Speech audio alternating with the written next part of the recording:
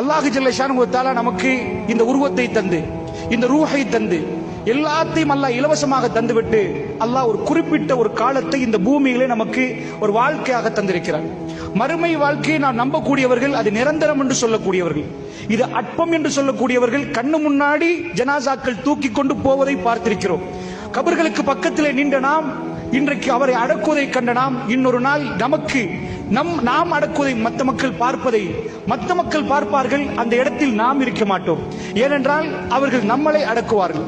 இந்த பூமியிலே நாம் பிரிந்து போகிறோம் என்ற உணர்வோடு அணு தினமும் ஒரு முஸ்லிம் வாழ வேண்டும். அது ஒரு இபாதத்தாக பெருமானார் சொன்னார்கள்.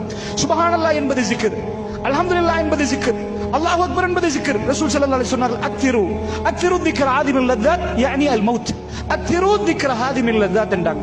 அதிகப்படுத்துங்கள் ஒரு நினைவை என்றாங்க, ஒரு zikரை அதிகப்படுத்துங்கள். இன்பங்களை எல்லாம் ஒட்டச்சி ஒண்ணுமில்லாமல்